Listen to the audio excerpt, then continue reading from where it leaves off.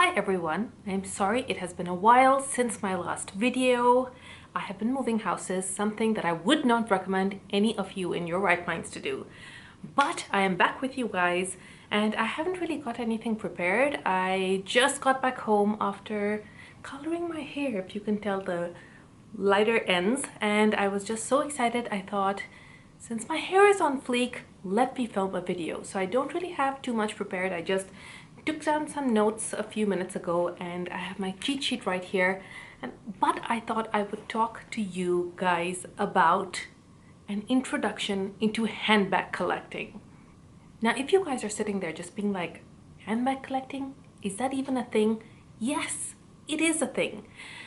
The reason I actually thought of doing this video is I went onto a fellow handbag collectors, and when you talk about handbag collections, most of the time the true collectors are Hermes collectors, and I will explain why that is to you in a minute. This video is very basic, so just bear with me. It literally is, I'm going to actually name it Handbag Collecting 101. So like I said, I went onto a fellow handbag collector's YouTube video. I'm not going to name her, but she has over 1 million hits on her handbag collection video. And I was going, watching the video and looking at her beautiful bags and watching her pull out these beautiful pieces and showing them off and, taking you guys through her closet. And I was like, oh wow, till I saw the comments. There was so much hate with people being like, oh my god, this is disgusting. Oh my god, this is tacky. Why would anyone buy multiple colors of the same bag? Why indeed?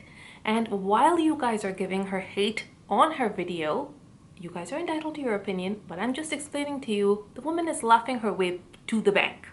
When you talk about people's Hermes collection, it's not about them going to the store, handing over their credit card, and just swiping, buying, and buying a whole bunch of bags in different colors. That's not actually how it works.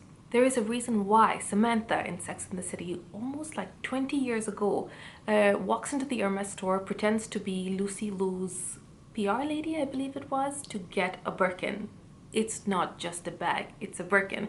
Everyone sort of remembers that scene and thinks that's when Hermes came into mainstream. Yes, that is when Hermes came into mainstream media and a lot of people were aware of, oh, what is this bag? But it has always been a status symbol for decades, and you have a lot of people who actually had their Hermes pieces that have been passed down to them from generation to generation. Hermes bags these days are actually being auctioned in Christies, along with art, along with vintage jewelry, along with, like, literally you have handbags on one day and then you have like an auction of like Van Gogh paintings or something on another. You have magazines like Time magazine and Fortune magazine talking about how, get this, investing in Birkins or investing in Hermes Birkins and Kellys is actually a better investment than gold or the S&P 500. If you think I'm bullshitting, I'm going to leave those articles for you down below.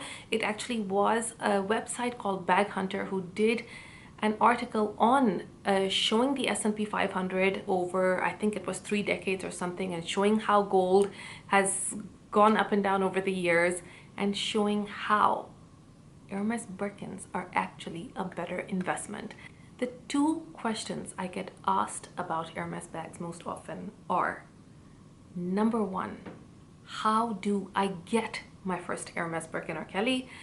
And number two, if I were to get my first Birkin or Kelly, which one should I get? What sort of hardware? What sort of color? What leather? What should I get? I'm going to do videos on all of those later, but let me just get into why Hermes bags, especially the Birkin and Kelly, are such a good investment and why people collect them. Like any luxury item that retains its value, it literally boils down to the economics of the entire thing. There are two factors that play into the reason why Hermes bags are able to hold their value. Number one is availability. Number two is pricing. Let me talk a little bit and explain what I mean by that. Like I said, when people ask me, oh, you know what sort of bag should I get? Again, I'm going to do a video on that later, but I don't know whether a lot of people understand that unless they've actually gone into the store and tried. An Hermes bag isn't about, in specific, a Birkin and Kelly isn't about going into a store and swiping your card and picking it up. Hermes is not the only luxury brand that behaves in a way which almost does a sort of luxury hazing, if you will. I actually read this in an article and I thought that was such a beautiful way to put it. When you have to sort of jump through hoops to finally get the end result of what it is you want. With Hermes, it is about building brand loyalty, about going back in, about asking a few times, about sort of jumping through those hoops to get a Birkin and Kelly. Of course, you have stories of people who walked into the store and gotten lucky, but like I said, a lot of brands do have that. If you are a watch collector, you will know that in a Rolex, you can't just walk in and go and ask for a steel Daytona and be given one. You need to buy something else, in which case you become loyal to the brand and then they give it to you, etc. I'm sure other examples can be found with other luxury brands or with other covetable items. They are covetable because they are not available very easily. Not only are Hermes bags not very easy to get, every now and then, just the same way, not all paintings are created equally. And if you're an art collector, you know exactly what to get and how to get and what colors sell and what year sells. The same functions with if you are a wine collector or if you're a vintage car collector or whatever it is. With Hermes bags as well, you sort of need to, over years, you will have an understanding as to what colors are more covetable than others. For example, there was a color called Rose Tyrien that came out a few years ago. It was part of their candy colored collection. They had a candy blue, candy green, candy pink. It was basically their candy pink.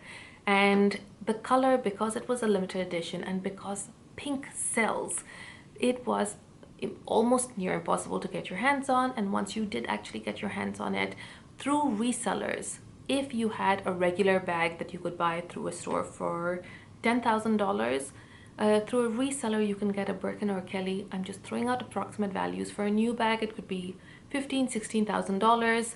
For a Rose Tyrien bag back then, you couldn't get it for anything less than $20,000+, literally just because of the color. The same is the function for the sizes as well. If you go on Instagram right now, you will know that everyone's doing smaller bags. Right now, Birkins in the size 25, that is like the baby size, are hot. The hottest and most impossible bag to get right now is a Kelly Mini 2, which is a 20 centimeter teeny tiny. It fits your iPhone 7 Plus in it and probably nothing else. But it is the most covetable, the most impossible to get, and the hottest bag right now. Back then, it was virtually impossible to get your hands on Birkins in 35s and 40s because that is what people actually wanted. Right now, like I said, smaller bags are in, so 35s and 40s are a lot easier to get. But again, if you go into reselling it, your value will be a lot less than if you have a smaller bag, which are much more harder to find. The second factor I wanted to talk about why Hermes bags retain their value is because of their pricing.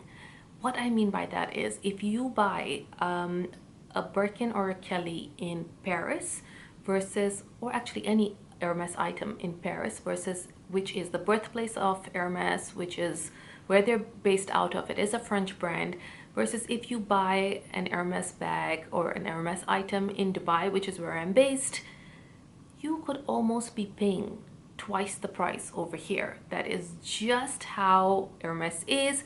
While all other brands are trying to keep their prices similar or sort of similar through the world, Hermes just functions differently. Also, Hermes goes through price increases year on year.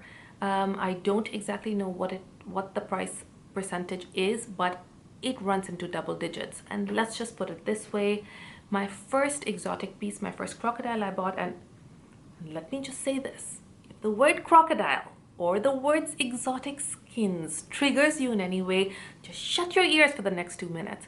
Seriously, my God, this is the last time I'm putting any exotic skin bag on YouTube.